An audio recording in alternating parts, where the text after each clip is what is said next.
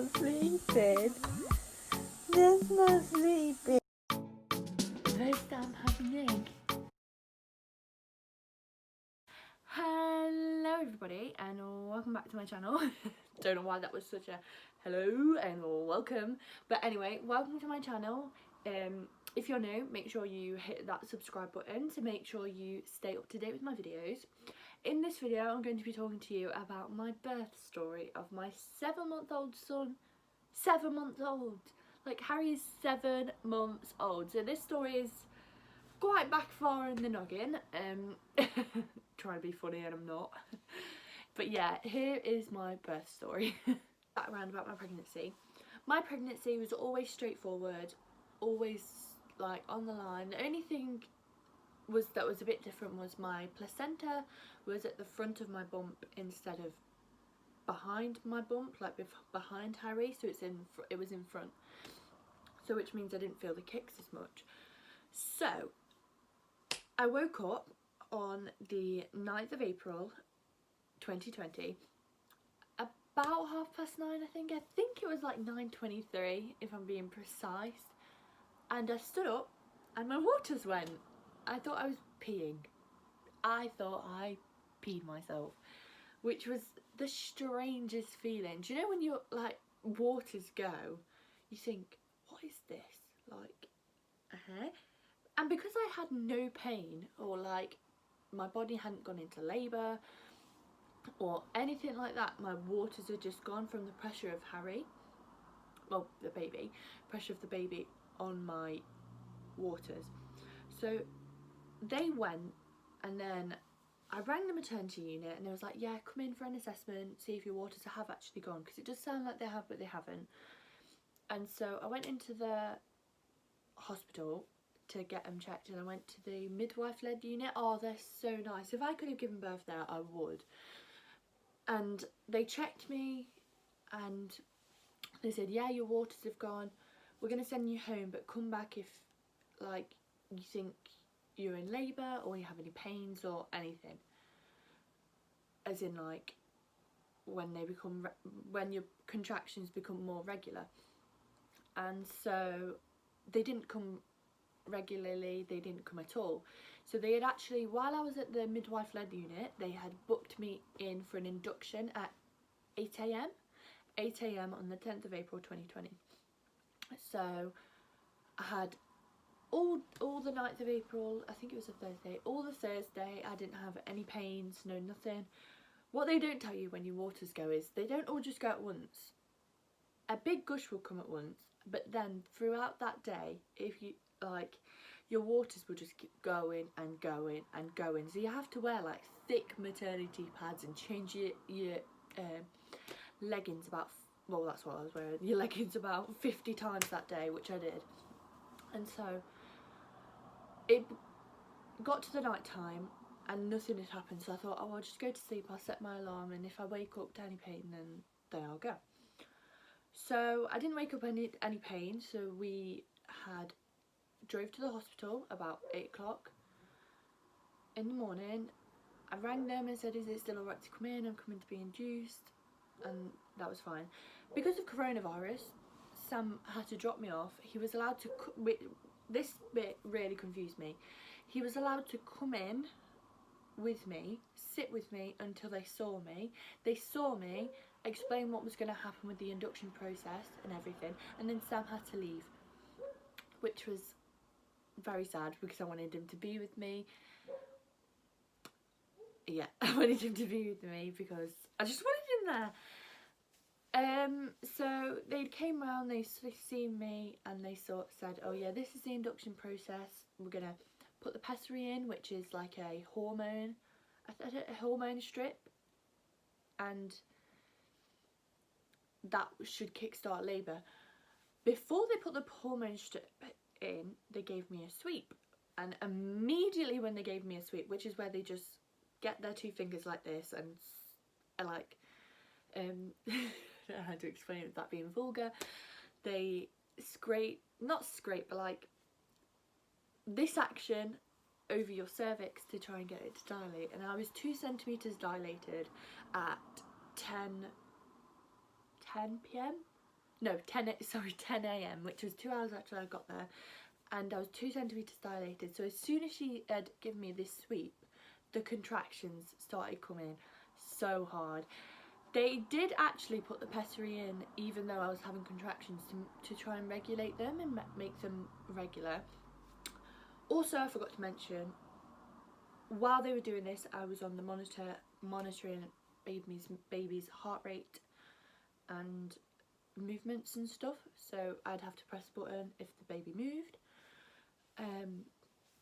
which I didn't really feel Harry move at that point because I don't really remember it, so I don't think I really felt him, especially because my placenta's at the front. I never really felt his kicks.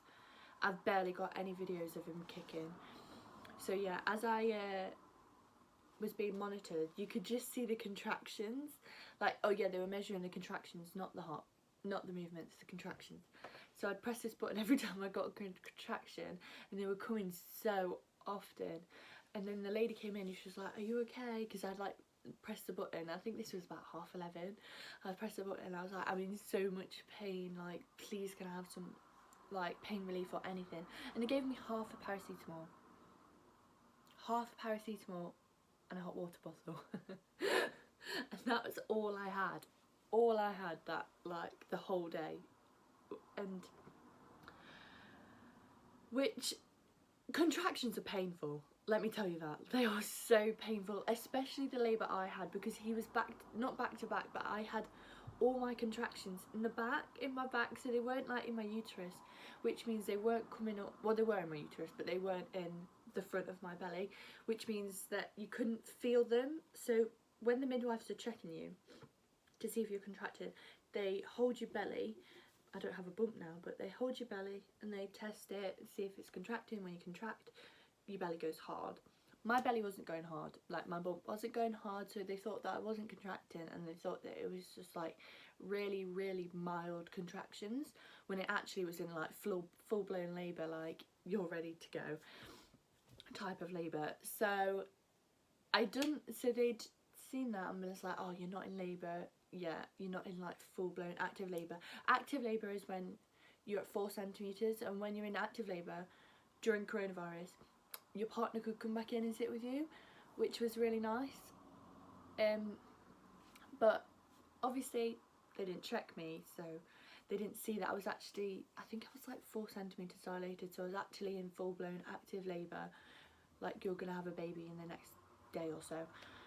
But yeah, they gave me those paracetamols, and then I was just sort of left on my own to just labour. I was on a ward with 3 other people, so there was 4 of us, and I was here, there was a lady here, and then there was a lady here and here. I was the first one to get the pessary inserted, and all the other ladies had just come in to be induced, and none of them were in labour or anything like that. So I'm trying to remember what happened after that. I was allowed to just labour on my own for a couple of hours. I was in my like cubicle, because you're not in a room on your own, in my cubicle, and I'd press the buzzer because I was in so much pain. And my like strategy of trying to cope with contractions was turning side to side like this, or like moving, and honestly, the contractions were painful. I'm just thinking back now, I'm thinking, God, that was so much pain. And I was trying to message people, trying to get like my mind off it. Like, I think I was eating Haribos. Like, that's the only thing I ate was Haribos.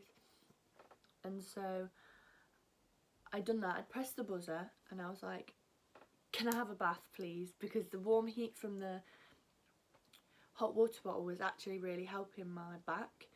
So I'd said, please can I have a bath, because I think it will help me. So she ran me a bath and she said, come on. And while I had, I think this was about 3:30.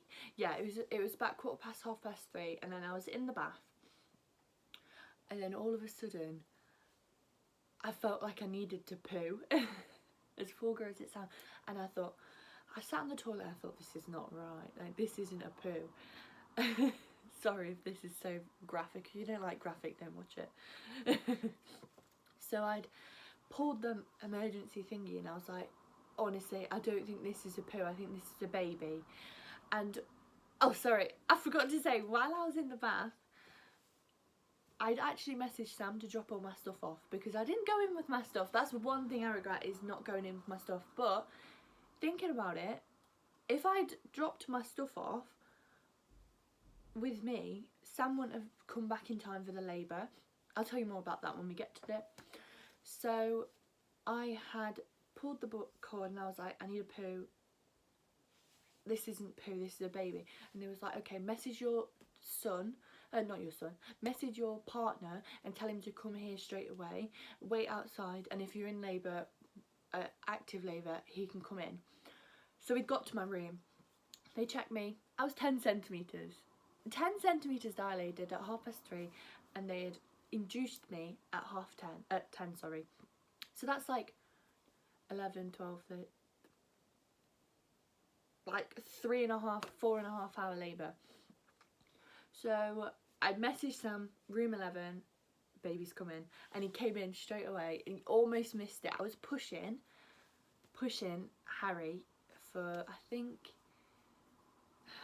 I was only pushing for like 6-7 minutes and he was out. They were trying to put the monitor on me before I could push, but I was just, once he was coming, and I'm telling you now, I was screaming. I was in agony, especially because all I'd had that day was half a paracetamol.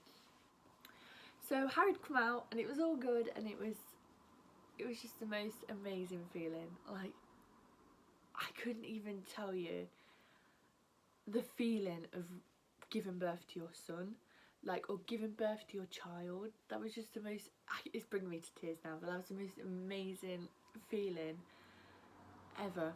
Like, I don't know, I cried. I don't think Sam cried, but I got to breastfeed him and give him his feed, and yeah, it was just the best feeling ever. Recovery wise, after I gave birth, because the labour wards are super hot, I was sick, and because I had during my pregnancy I had hyperemesis gravidarum, which is basically where your body is just sick all throughout your pregnancy, multiple times a day, multiple times an hour. Like, the only way I could keep any food or any liquid down was with like a tablet, so I'd have to take these tablets every day. And me thinking, oh, when I've given birth I won't have it. Oh, I did. I had it for like a day and it was horrible. I was just sick and it was just horrible.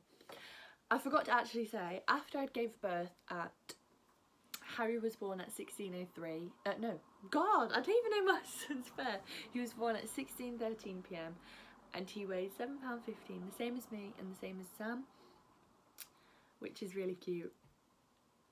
No, it wasn't. It weighed the same as me when I was born and the same as my mum and the same as my dad, but not Sam. Sam was, I don't know. This is when Harry was born. I'll put a few pictures up. So yeah, those are really sweet pictures, and I hope you like the one of Sam and holding the baby for the first time. And he was actually allowed to stay until about 9 p.m. and then he had to go, and then I was moved from the recovery room, moved from the labour room, which I gave birth in, room 11, up to the labour ward. So I was actually with 2 other people. So there was me here, another person here, and another person here. The night after you give birth, you do not sleep. Well, I didn't anyway. I was up all night long. All night long. I'll put some like pictures in, I think I've got some videos actually of when Harry was in the hospital room with me, which is very nice.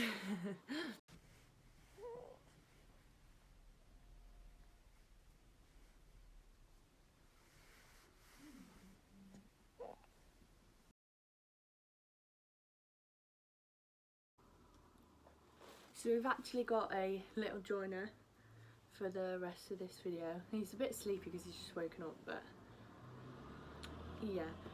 So when Harry was in recovery with me, we had noticed he'd actually got a tongue tie, which meant that he wasn't able to breastfeed or or breastfeed very well at least. He was fine at the hospital breastfeeding, but then when we got home we weren't able to. If you want to know all about my like breastfeeding story, I actually became an exclusive pumper, which that in itself could be about story time. Do you want to say hello? So yeah, you'll just have to let me know if you want to see that. That's basically my birth story. You can't grab that. That's basically my birth story to get this little munchkin. Hi. And it was the best day of my life, and I'm sure it was the best day of your daddy's life too. So yeah. So that's it for this video. Let me know any other video suggestions you'd like, and that's it. If you liked it, please give it a big thumbs up and hit that big red subscribe button. All my social media is just Kira Louise Story on Facebook, Snapchat and Instagram. Make sure you put the post notifications on if you want to see all of my videos. I'm not sure my video schedule yet because obviously I'm doing uni and I've got a baby and I work, so I'm pretty busy at the moment. But I'll try and churn out videos as much as I can. Also, I'm thinking about doing a Q&A or a question and answer. So if you've got any questions, just let me know. Message me on Instagram or leave them in the comment section down below. Thank you, bye.